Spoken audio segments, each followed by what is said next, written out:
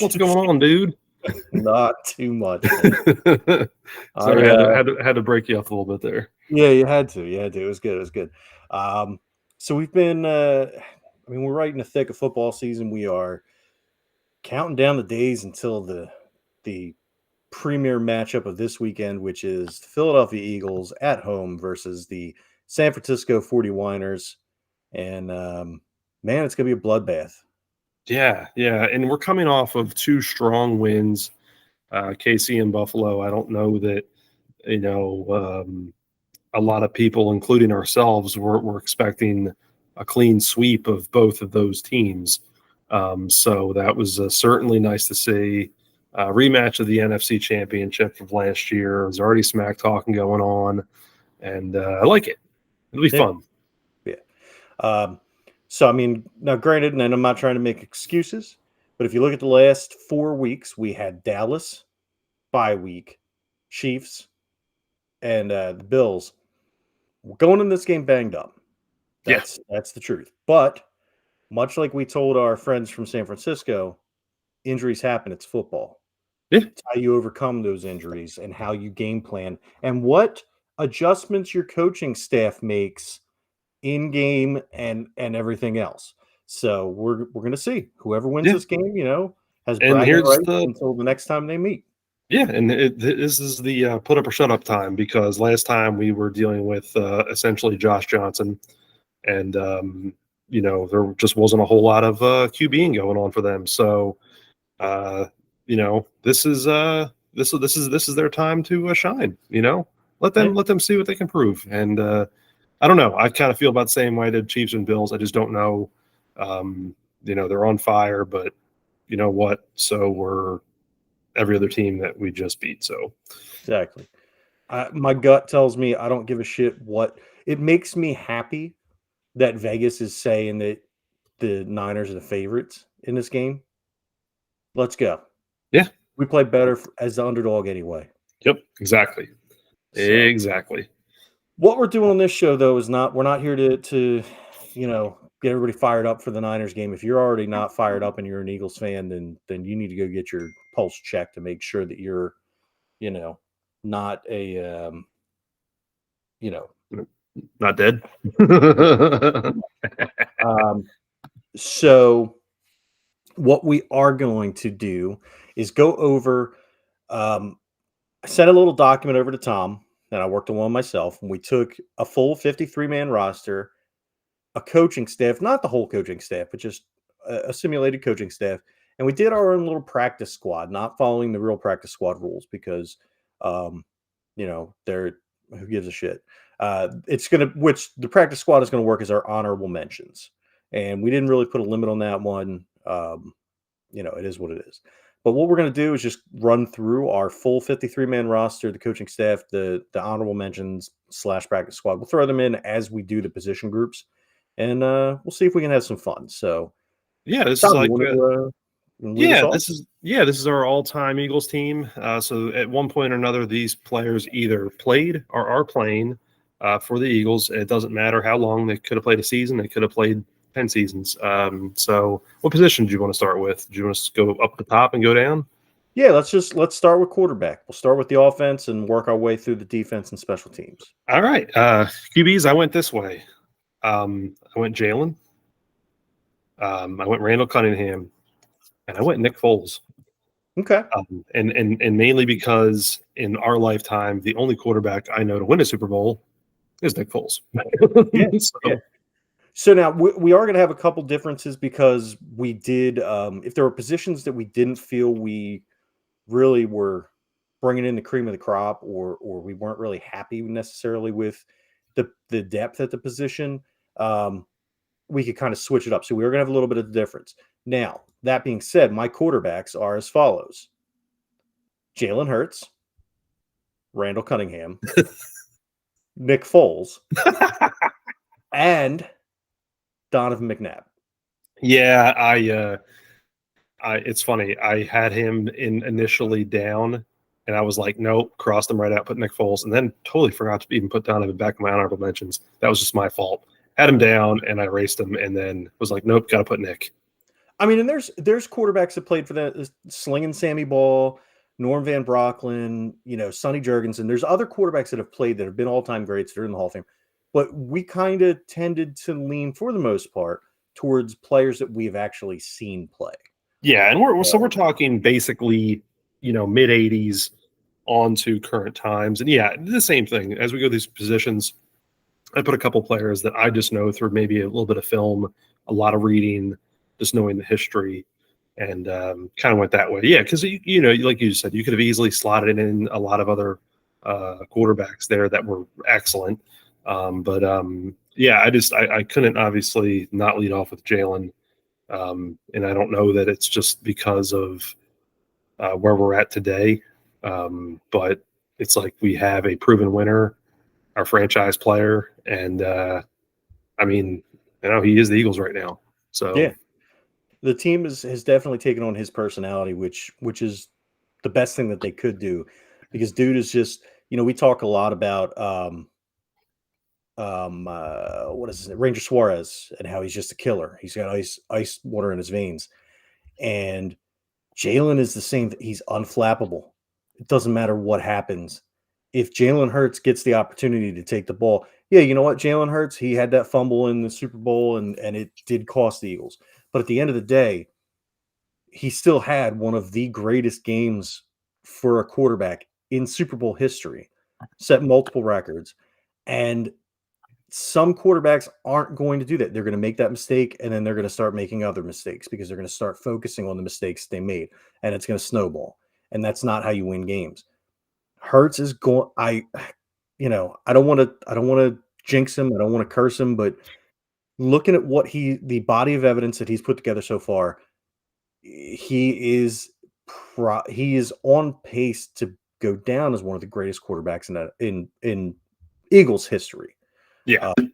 And to hit my practice squad / honorable mention, I threw Mike Vick in. Did you? Okay. Just because of how exciting he was to watch play.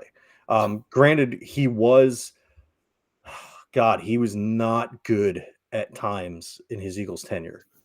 There were times when I was actively campaigning to bench him and it didn't matter if it was Matt Barkley or whoever was sitting the bench behind him, Mark Sanchez, Nick Foles at one time. There were times when I needed him out of the game, but God, if you could figure out if the Wildcat was ever going to be a viable option in the NFL, can you imagine having Jalen Hurts and Mike Vick both lining up behind? Oh, I know. It'd have been insane. Yeah. So absolutely insane. No, yeah, I if I practice squatted anybody that's not on my list, that would have been Donovan. But unfortunately I just was too forgetful to even add him. So oops. All right. Let's go on to running back here. Yeah, why don't you go first here since I did the quarterbacks first? All right. So the four that were on the 53 are Deuce Staley, LaShawn McCoy, Wilbert Montgomery, and Brian Westbrook. Nice. And my honorable mention practice squad is going to be Darren Sproles and fullback John Ritchie. Nice. Okay, so I will say this. We cross on two of them, Brian Westbrook and LaShawn McCoy. And then actually, I also have Darren Sproles on my honorable mentions as well. I should have Wilbert Montgomery, but I, for whatever reason, just completely didn't think about him. No, that's awesome. Yeah, man. No, John Ritchie, I forgot about how good he was too. Yeah.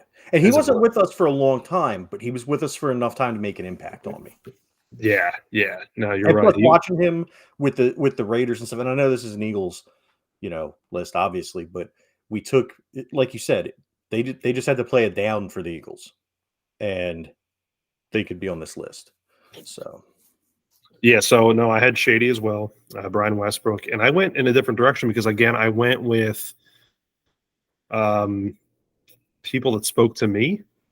So I went with Keith Byers, okay, and DeAndre Swift, and okay, and the only reason why is to see how electric Swift has been in such a short time with the Eagles, and it's again very bursty. I get it. It's not like he's the best running back on the planet, and certainly probably not even in conversation of being a top 10 running back of all time for the Eagles, because there's other players that we could have easily slot in there. Ricky Waters, different players that you could have at least give more credence to due to longer tenure, rather than a handful of games in one season. Right. I'm not saying that Waters would one better than Swift, or I'm just giving different players out there. But I'm also not going to be like, well, you know what? Heath Sherman spoke to me. Not doing that. Keith Byers does, and Keith Byers was a stud. For purposes of looking at. I almost added him as well. Yeah, and I'm saying this statistically, not like off the charts, but the guy was, he was just, he's a pounder, man. I mean, like he to me, he was more the blocker. Statistically, maybe wasn't there. I think he didn't make his first Pro Bowl until he was off the Eagles. But never broke 1,000 yards. But I mean, I don't know. He's a bruiser. I mean, he was hybrid too, where he played almost a tight end position. Mm-hmm. Yeah, he's tight end, fullback, whatever you want to call it. But he did, he routinely turned up 400 or 500 yards. Yeah. It wasn't like he was. And I think because of when we grew up and playing so much Tecmo Super Bowl. Yep. He's an Eagle that I almost put him on my list. And actually, as you were talking, it made me think. You know who my first Eagle jersey was? And I just added him to my practice squad / honorable mention. Charlie Garner. Oh yeah, forgot about him. That was my first Eagles jersey. There's another running back that we both forgot about too. Yeah, Herschel Walker. So. And again, I'm not going off of his Eagles tenure, but if you look at his, if you look at his other work, and I have a couple players that are like that. I fully thought about him. So I fully thought about him, and I fully thought about Ricky Waters, and Herschel. I left off for two reasons. Number one is Eagles tenure. I think it was one season, which not a big deal, but it was one season. It wasn't a great season. The other reason is because he was a Cowboy. Yeah, he did. He played 2 seasons for the Eagles. They were underwhelming. They were under 1,000 yards. But yeah, exactly. He had his time to shine with the Cowboys, including the 1988 season where he went for over 2,000 yards combined. So yeah, list for me. Ricky Waters, I wanted to put on the list because I remember just loving when Ricky Waters and Charlie Garner were in the backfield. Mm-hmm. But I can't put a player on my all-time Eagles team who once said for what when asked why he didn't try to catch a football in a game. Yeah. In an Eagles uniform. Yeah. I can't do that. And I know I'm going to sound hypocritical a little bit once we get to the wide receiver position, but dude, I just can't. I couldn't put him on the team. Couldn't do it. Yeah, no, I and it's funny. It's like I figured this would happen where we would talk about other players that just kind of pop in your head too. But let's go to those wide receivers and see. I'll go through mine. I actually left it with the number that you sent me, which I believe is 6. Mm-hmm. 1, 2, 3, 4. Yeah, sorry. And then the only honorable mention, I'll do that one first. My honorable mention receiver I have on there is Devontae. Okay. And just because I really liked his body of work, this first his start to his career basically, and these first 2+ seasons have been just phenomenal for him. To me, anyway. Now, especially being side by side AJ Brown here in the last season plus. But my 6 that I went with T.O., AJ Brown, Mike Quick, Deshaun Jackson, all right, Harold Carmichael, okay, and then I have to throw Tecmo in there, so I get Freddie Barnett. All right. So now we hit, if you count my honorable mention practice squad, we have every single player. Really? Okay. Where I made the difference is my honorable mention / practice squad. I put Tommy McDonald Okay.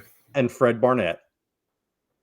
And then for my 6 rostered wide receivers, I've got Harold Carmichael, T.O., A.J. Brown, Deshaun Jackson, Mike Quick, and Devontae Smith. Yeah, awesome. Yeah, I could have easily thrown Devontae instead of Fred Barnett, but I had to try to include something a different error. Yeah, and I'll always remember Fred Barnett, besides the Tecmo Super Bowl aspect of it. The playoff game against the Saints in the Superdome, the year that Jerome Brown died. Yeah. And between him and Calvin Williams, they had some outstanding catches and leading the Eagles to victory over the Saints. That was a fantastic game that will always stick in my memory. And I believe we have an episode coming up about fantastic Eagles games as well. So just a little teaser there. So you can hear more about that. Tune in, kids. That's called foreshadowing. Yeah. No, I absolutely love those or that position, because there's so many quality guys that have played that for the Eagles over the years, and a couple of these guys were like T.O. Right. He was in and out, and you're talking about former Cowboy, like you just said. Sound hypocritical. Former Niner, like the guy made his rounds, and then you look at a player like Deshaun, who was not an Eagle his entire career, but to me played his best football in Philadelphia. Right. And as a matter of fact, not only did he play his best games as an Eagle, he killed the Eagles every time he played them. Exactly. Yeah. He's officially retiring as an Eagle, this Sunday against the 49ers, and he's going to be an honorary captain. 15 years in the game, and good for him.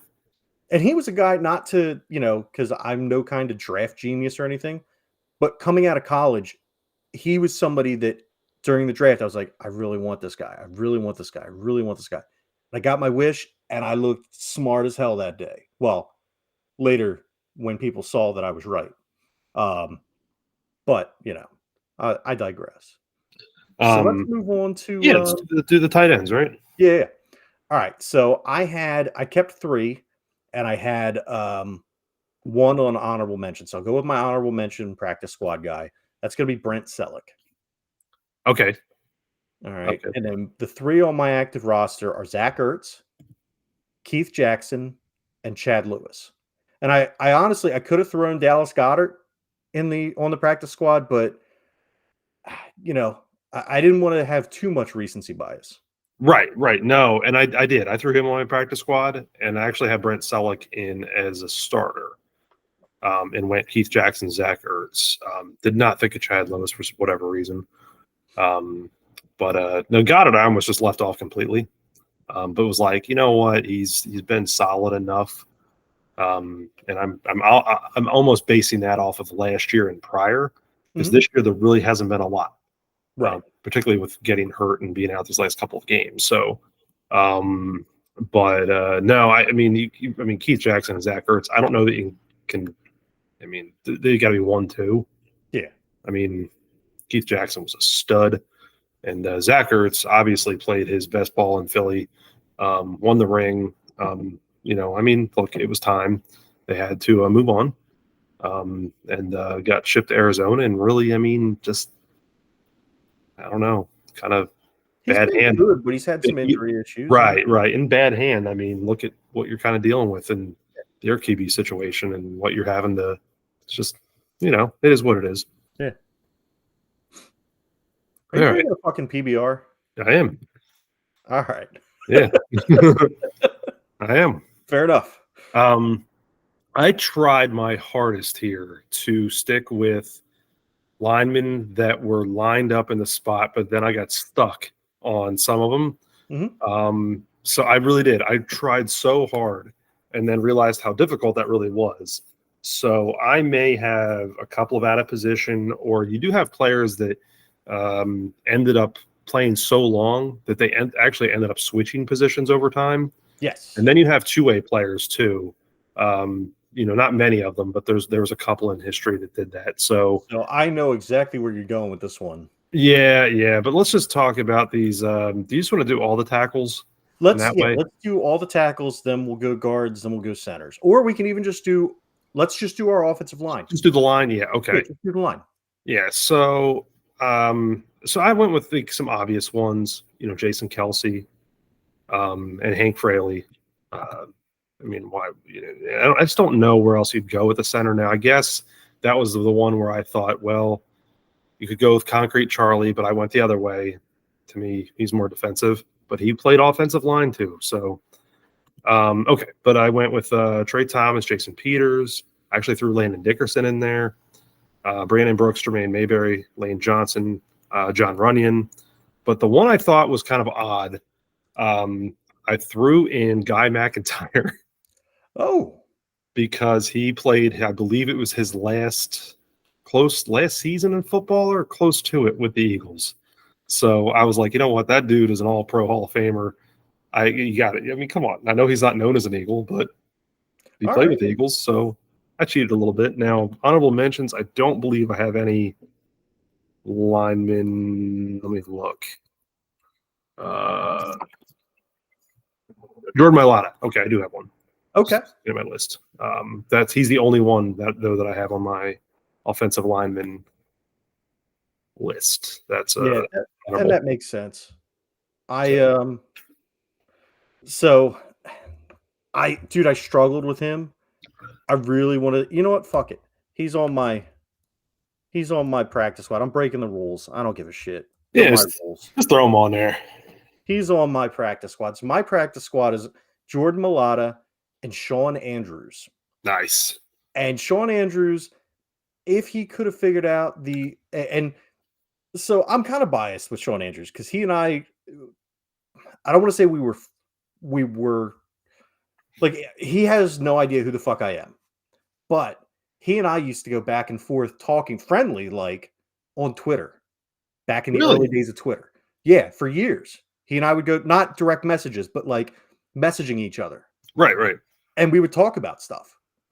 And he seemed like a really good dude. He was an awesome Eagle. I really wish that he would have been able to get the mental health aspect down because that's what ended up being an issue for him. Was he was suffering from depression and anxiety and stuff. And eventually, it took a toll on him to the point where he couldn't play in the NFL anymore. I was always rooting for him. I was always hoping that he would figure it out. He didn't, but he did what he needed to do to keep himself with it and to keep himself here. And so for me, I never hated on him. I was always, I was always supportive of him, even though there were a lot of Eagles fans and people in the media that were like, oh, he's soft. He's this. No, man. No, it's not the case. But anyway, so Sean Andrews is on my honorable mention practice squad. Him and Jordan Mailata. Mailata is just what can't he do? Yeah, is my question. What I want to see if we had another tackle that we could throw in. I would want to see him in the backfield. If they outlaw the brotherly shove, the next thing we do is give the ball to Jordan Mailata. Yeah. No, and I actually was like, you know what? If it wasn't for players like Lane Johnson and Jason Peters and some of these other guys, I would have easily just thrown him right at my starters. Yeah. I mean, but there's a couple other guys that to me more of a track record and that were kind of more willing of a start, if you will. Yeah.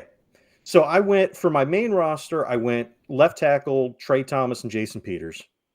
Left guard, I went Landon Dickerson. Center, I went Jason Kelsey and Chuck Bednarik because I wanted to put Bednarik on the roster somewhere. And this allows me to have him on the roster. So if we need to throw him at linebacker, we can. There you go. Yeah. See, I have one linebacker. So there you go. Okay. And then for right guard, I had Brandon Brooks and Jermaine Mayberry. And right tackle, Lane Johnson and John Runyon. Yeah. So we almost matched perfectly there. Yeah. That wasn't we were very, very close there. Yeah. The Guy McIntyre was one because I had an open hole and was like, I just want to slot somebody in that I know was awesome. And then I started looking around and I was like, that's right. He was an Eagle. All right. So that completes our offense. Yes, yes. Offensive line's done there. Do you want to do just defensive line, so ends and tackles? Yeah, I can do that. So the only honorable mention / practice squad I had for the defense overall was William Perry as Oh defensive man, tackle. I forgot all about him. Damn it. That's Yeah. a great one. All right. So I had Man. 3 right ends. I had Reggie White, William Fuller, and Brandon Graham. Mm. Defensive tackle, I had Jerome Brown, Andy Harmon, Fletcher Cox, and Jalen Carter. Which I may be jumping the gun a little bit on Jalen No, Carter. dude, here's the funny thing. I have him too. He was the last one I wrote in. I was like, I have to. Yeah. I feel like it's trending that way. Yeah. All right. And then for my left ends, I had Clyde Simmons, Hugh Douglas, and Trent Cole. Yeah, do we match a lot on here? I'll just run through because we just had said a lot of similar names. Brandon Graham, Clyde Simmons, Hugh Douglas, Jerome Brown, Fletcher Cox. I did throw Corey Simon in there. Okay. Well, I debated him. Him. Jalen Carter, as you mentioned, Reggie White, Trent Cole, and here's the other one I did, Richard Dent. No, that's good. He played well for us. Mm-hmm. I mean, he was at the end of his career, right? But he made an impact on the defense, and I don't know whether that says more about how bad our defense was at that time. Right. But you want to talk about an absolute bruiser? Yeah. He was like my William Perry, I guess. Like I just forgot about the fridge. I was like, ooh, but Richard Dent, yeah. Yeah, no, I was very close to there was who was it that there's somebody that I was really close to Corey Simon. I was really close to putting him on there. I was really close to putting Javon Hargrave on there. Yeah, I thought about him too and was like, man, and yeah, no, and I really didn't do any defensive honorable mentions really. I stuck mine mostly actually offensively for the most part. I do have a couple special teams, but yeah, it's just it is what it is. I mean, it's a tough one, but again, we matched most of that, so it was pretty cool. Yeah. Linebackers. Now, this is where I did Concrete Trail. I did Chuck Bednarik. I threw him at linebacker. Some of the other ones at linebackers, though, that I went on, though, I mean, obviously Byron Evans, Jeremiah Trotter, Seth Joyner, William Thomas, and I went Michael Kendricks because I just really couldn't figure out who else I wanted. And so I was like, let me think of somebody that I really recently liked, but, that was a hell of a player for us. I just, obviously no one currently really speaks to me.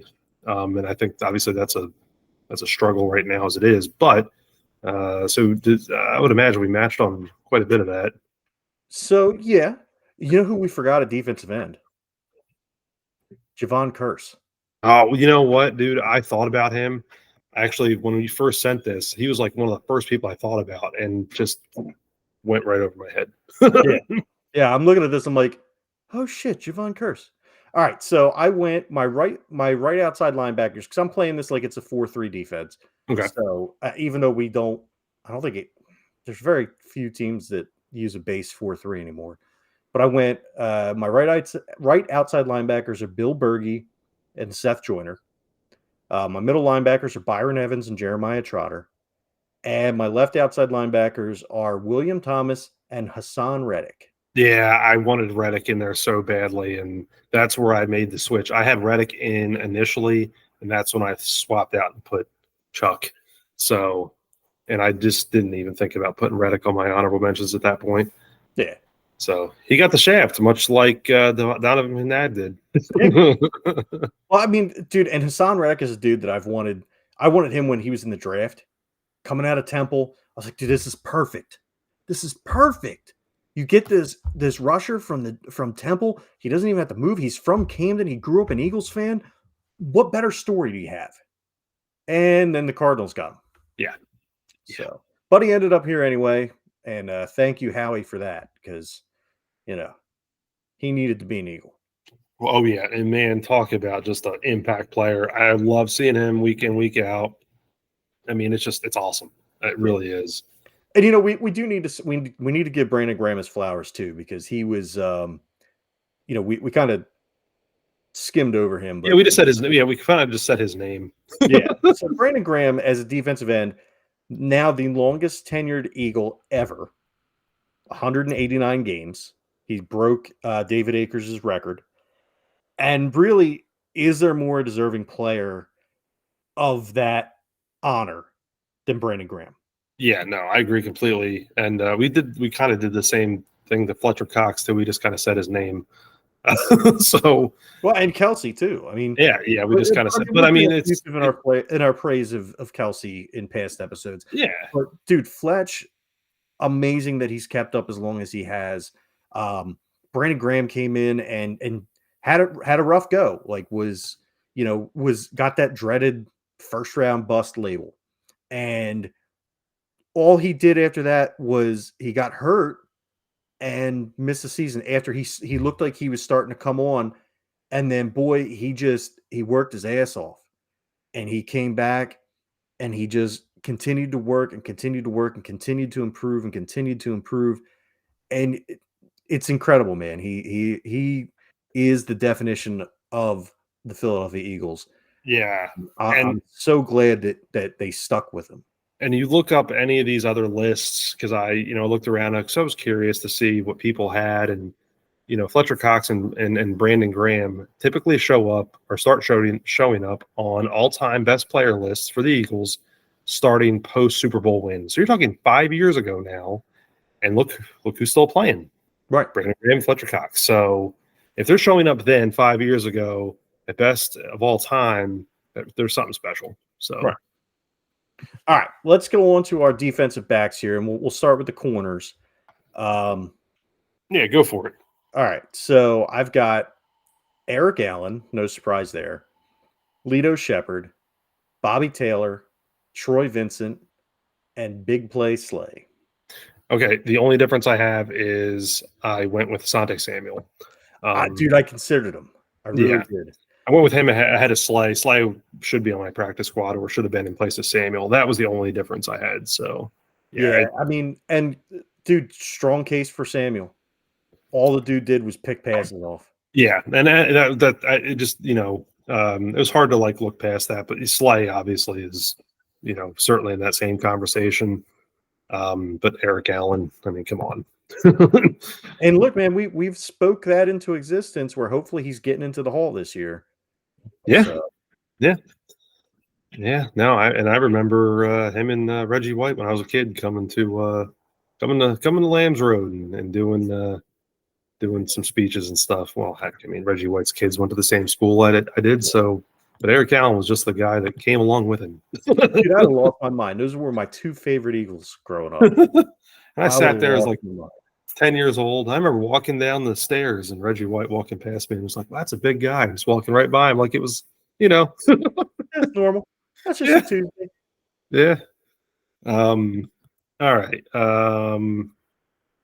Safeties here. So we kind of had a mixture of obviously strong safety, free safety, but I mean, come on. How do you not have Brian Dawkins in there? Right. I mean, can he just be the only safety? Dude, if we could clone him, but like we said before, I mean, he couldn't play now. No. Not the same way he played. And that's not indictment of him. It's just the rules have changed. He's still the best, in my opinion, the best safety that's ever played the game. And that's regardless of team, era, anything. He is the best safety. Yeah. Yeah. So obviously he's in there. And I also went with Andre Waters, Malcolm Jenkins, and Wes Hopkins. We've got the same four players. Yeah, I really didn't think we were going to differ there. Yeah, that's kind of I feel like that's it, like for the safeties that have played for this team. There's been some good ones. I mean, you got Kurt Coleman, you've got Michael Zordich, there's been a history of good safety play, but by and large, when you think Philadelphia Eagles and you think of safeties, I mean, even Rodney McLeod was outstanding. Yeah. Oh yeah. Yep. But your standard bearers are Andre Waters, Wes Hopkins, Brian Dawkins, and Malcolm Jenkins, and that's it's kind of hard to beat. Now this is probably where we might differ though: kicker and punter. I have a feeling I know who you put for punter. I think you put Sean Landetta. No, he's on my honorable mentions though. Oh, yeah. I was like, no, I just can't. I'll steal that one. You can't go past Donnie Jones, unless you did. I did. Cool. I went Cameron Johnston. Nice. Okay. Okay. But Donnie Jones, good, hell of a punter. Hell of a Yeah. punter. I think that was the one I've looked at statistically, like completely, maybe. But actually, the one I really wanted there, just because it made the most sense, was Jeff Fiegels. He has Eagles in his name. That was the other pick that I thought you might make because of the Tecmo Yeah, connection. he has I figured Eagles it in would his be name. a punter that played in Tecmo Bowl time. Yeah, yeah. But all right, who did you go with kicker? I went with Jake Elliott, man. I Okay. mean, how do you not have Jake Elliott in there? Yeah, I went with Jake the Make as well. I did my final practice squad player is David Akers. Yeah, I have him in there too. And I mean, look, I think Akers got a lot of undue crap, but man, he was solid for so long, and yeah, he deserves every bit of it. And if Jake Elliott didn't exist, David Akers would be the kicker, in my Yeah. opinion.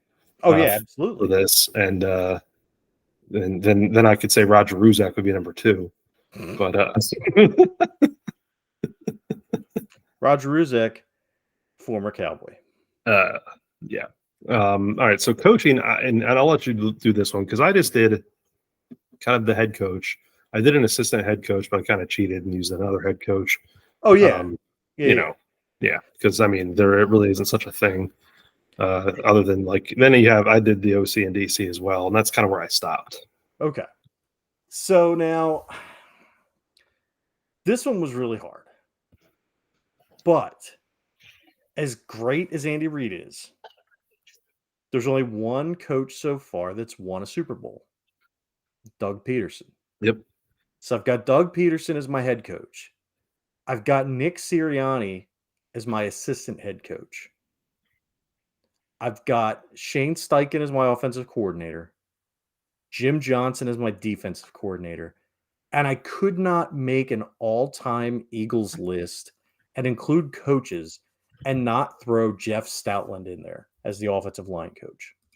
Yeah, I know you had said that through text. That was kind of the one that you threw at me, and I figured he was coming. Yeah, no, you're right on Statland. Now you have to have Dougie P in there, right? I mean, come on. I mean, maybe this year Nick overtakes him and wins the Super Bowl, and then at that point, I do prefer Nick Sirianni. Right. But yeah, I like Doug. I don't have anything against Doug, and he won us a Super Bowl. So as far as I'm concerned, that makes him the best coach we have. Right, and that's why I went Frank Reich, offensive coordinator, because in that same frame, Jim Johnson, defensive coordinator. Now I actually have my assistant head coach is Doug Peterson. I have Andy Reid on my honorable mentions. So you have Nick Sirianni as your head Oh coach. no, I don't. Buddy Ryan? Yes, sir. Dude, I thought Buddy. I thought about putting Buddy on my roster or on my coaching staff somewhere, but I was afraid he'd get into an argument and punch one of the other ones out. I think it'd be awesome. Remember when he got into a fight with Jeff Fisher? Yeah, I think it'd be awesome. I mean, yeah. I did, dude. Buddy they would win every game like 7-0, but I mean that would be awesome. You want to need Jalen or Randall or any of those guys. You could just throw you or me out there, and he'd still win. Fucking Buddy. No, because Buddy and Jim Johnson would get into it. I think Buddy and Jim Johnson would, because Buddy would want to control his defense. Yeah. And Jim Johnson would be like, yo, short round. Calm down.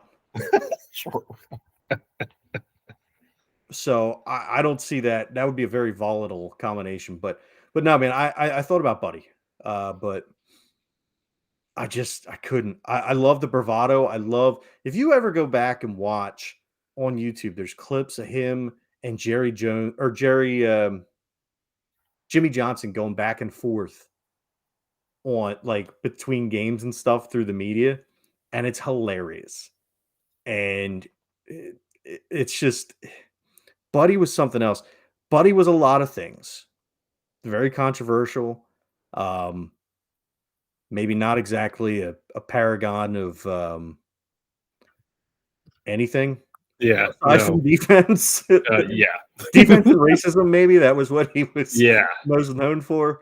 But he's a hell of a defensive coach, man.